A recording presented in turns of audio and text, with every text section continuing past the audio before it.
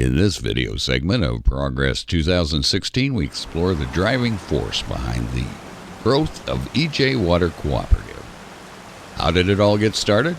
We'll meet Delbert Mundt, a Dietrich farmer who has always had a passion for quality water. When I was growing up, this part of Illinois had very little water, and on this farm we had 7 wells, and only one was very good.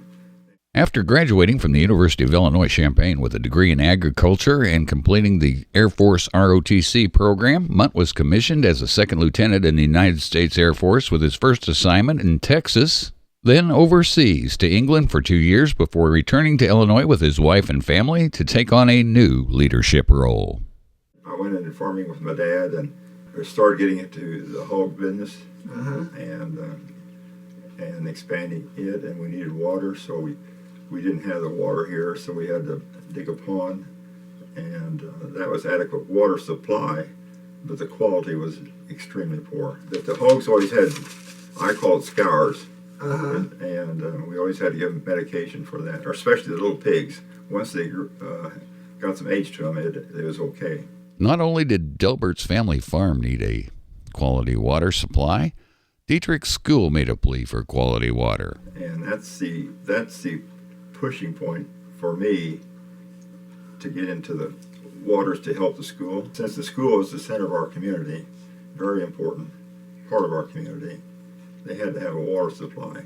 As president of the local Rural Tan Club, Delbert kept searching for a water solution by inviting speakers to the club who he thought would advance his mission. In 1988, I was president of Rural Tan, and I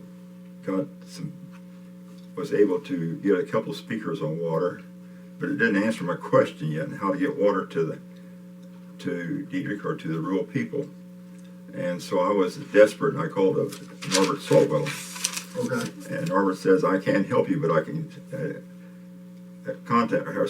put you in contact with a guy who can help you, and that was Tom Byers from Farm and Home back then, and now it's Rural Development. On September of '88, he came down and talked to the Rural Tan Club, and he gave us a bunch of steps on how to farm a rural water system. I didn't have any idea about engineers, so I contacted my friend Chuck Hartke, and he said, why don't you check with Pat Milano? And we went from there. Pat and I was together for many years. Delbert knew he needed the support of the community and organized meetings to promote his rural water plans. Gila Township building, and that's where Pat came in. And at first we thought just to try to cover Dietrich and the surrounding 6 townships, because we're on the county line here, the 3 in Jasper and the 3 in Effingham townships. But then at that meeting, there were other people there that was wanting water, so that concept of just area around Dietrich went through the air. Then we could become a regional system instead of a local area. And what were those potential customers asking? How can I get water?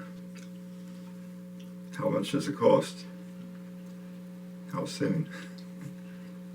Will there be enough water? And people started signing up. Pat and I always had our little dialogue.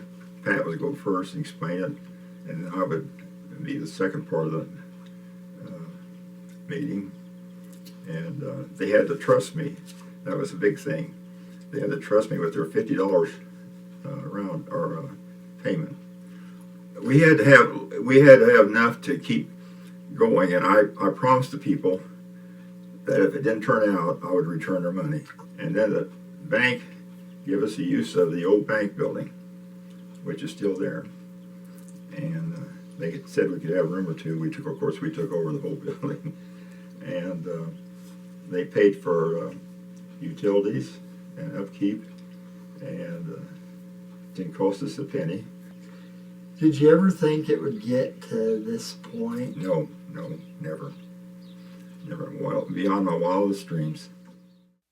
You can read all about the EJ Water story written by Bill Grimes in the Progress Magazine 2016 in your February 26th edition of the Effingham Daily News.